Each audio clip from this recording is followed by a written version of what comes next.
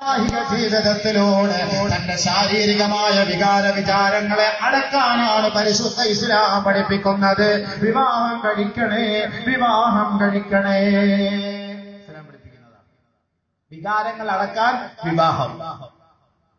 വികാരങ്ങൾ അടക്കാൻ വേറെ ഒരു പോം വഴിയും ഇല്ല. ചില പുരുഷന്മാരും കൈപ്രയോഗം നടത്തും, ചില പുരുഷന്മാര് മുഷ്ടിമൈഥുന്യം കൈകൊണ്ടുള്ള സുഖം. നബിയുനാ റസൂലുള്ളാഹി തങ്ങൾ പറയുകയാണ്, നാകിഹുൽ യദി മൽഊൻ, കൈകൊണ്ട് നിക്കാഹ് കഴിക്കുന്നവൻ ശപിക്കപ്പെട്ടവനാ, കൈകൊണ്ട് സുഖം എടുക്കുന്നവൻ ശപിക്കപ്പെട്ടവനാണ്. അതേപോലെ യുവതികളായ സഹോദരിമാർ കൈക്രിയകൾ ചെയ്യുന്നുവെങ്കിൽ അവളും ശപിക്കപ്പെട്ടവളാണ്, അവളും ശപിക്കപ്പെട്ടവളാണ്. ആധുനിക സംവിധാനങ്ങൾ കൊണ്ട് ചൈനക്കാരന്മാര് നിർമ്മിച്ചിരിക്കുന്ന സുഖലോലുപതയ്ക്ക് വേണ്ടിയുള്ള പാശ്ചാത്യ സംസ്കാരത്തെ കിടപിടിച്ചുകൊണ്ട് യന്ത്രങ്ങളിലൂടെയും ഇലക്ട്രിക് ഉപകരണങ്ങളിലൂടെയും പുരുഷന്മാരും സ്ത്രീകളും സ്വയം ഭോഗം നടത്തുന്നുവെങ്കിൽ പരിശുദ്ധ ഇസ്ലാം പറയുന്നു അത് നിഷിദ്ധമാ, അത് ഹറാമാ. അതിനുവേണ്ടി നിങ്ങൾ തയ്യാറെടുക്കരുത്.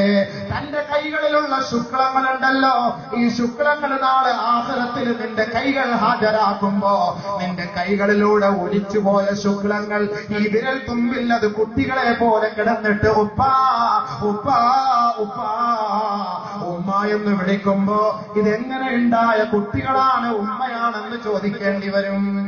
അതുകൊണ്ട് കൈപ്രയോഗം ഇസ്ലാം അനുവദിക്കുന്നില്ല. പരിശുദ്ധ ഇസ്ലാം അതിന്റെ ഒരുപാട് വിശദീകരണമുണ്ട്, ഒരുപാടിലേക്ക് കടക്കുന്നില്ല. ഗണ്യമായി പറഞ്ഞു പോവുകയാണ്, മനസ്സിലാക്കണം. ഈ വിനീതനോട് ചോദിച്ചിട്ടുണ്ട് കത്തിലൂടെ, സ്വയം ഭോഗം ചെയ്യാവോ ഉസ്താദേ? ഇല്ല ഇല്ല ഇല്ല ഇല്ല. സ്വയം ഭോഗത്തിലൂടെ ശാസ്ത്രീയ വശങ്ങൾ പോലും പഠിപ്പിക്കുന്നത് എന്തെന്നറിയുമോ? ഒരു ഭാര്യയെ നിനക്ക് പിന്നീട് തൃപ്തിയാക്കാൻ കഴിയുകയില്ല.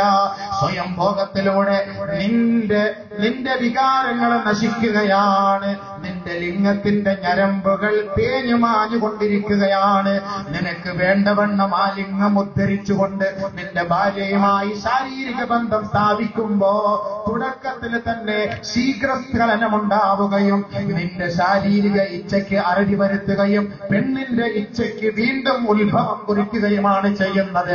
അതിലൂടെ ഭാര്യയെ തൃപ്തിപ്പെടുത്താൻ കഴിയാതെ വരുമ്പോ അവളുടെ വിചാരത്തിലേക്ക് പോകും. അതിന്റെ പരിപൂർണ ഉത്തരവാദിത്വം യുവാക്കളെ നിങ്ങൾ ഏറ്റെടുക്കേണ്ടി വരും. അതുകൊണ്ടാണ് പരിശുദ്ധ ഇസ്ലാം ശാസ്ത്രീയ വശമായും പറയുന്നത് സ്വയം ഭോഗം പാടില്ല, അത് ഹറാമ് തന്നെ, നിഷിദ്ധമാ.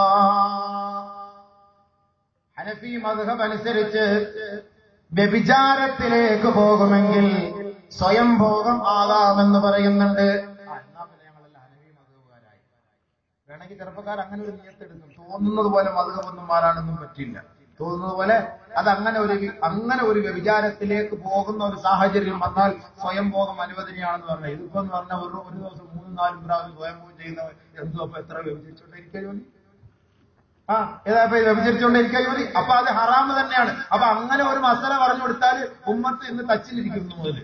അപ്പൊ അതുകൊണ്ട് അത് ഇസ്ലാം അനുവദിക്കുന്നില്ല, അത് തെറ്റ് തന്നെയാണ്. ചില ആളുകളൊക്കെ പറയും സഹാബാക്കൾ യുദ്ധത്തിന്റെ സന്ദർഭത്തിൽ ചെയ്തിട്ടുണ്ട്, അസ്തഗ്ഫിറുല്ലാഹ്. അങ്ങനെയൊന്നുമില്ല. അലി റളിയല്ലാഹു അൻഹു പറഞ്ഞാൽ എന്താ, ഞങ്ങൾക്ക് പിടിച്ചു നിൽക്കാൻ കഴിയാതെ ഞങ്ങളുടെ ഇന്ദ്രിയത്തുള്ളികളൊക്കെ ഇങ്ങനെ ഒലിച്ചുകൊണ്ടിരിക്കുന്നു.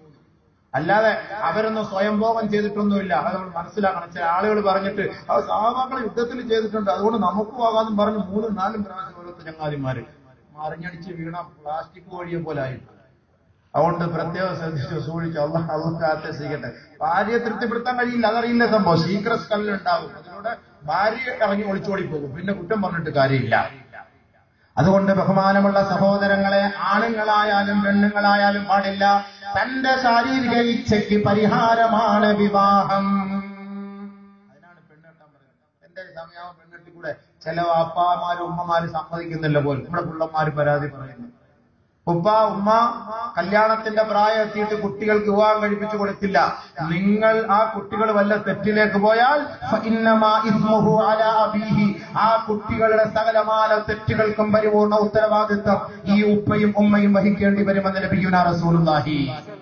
നാളെ പോലെ തീരുമാനം എടുത്തോ, നാളെ പോലെ തന്നെ തീരുമാനം എടുത്തോ. കുട്ടികൾക്ക് വേണ്ട വണ്ണം കല്യാണം. പിന്നെ കല്യാണം മുടക്കികൾ കുറെ പ്രശ്നങ്ങളുണ്ട്. അത് കഴിഞ്ഞ വർഷവും ഞാനിവിടെ പറഞ്ഞു, കല്യാണം മുടക്കാൻ നിൽക്കും. കല്യാണം കഴിക്കാൻ പറ്റുമോ?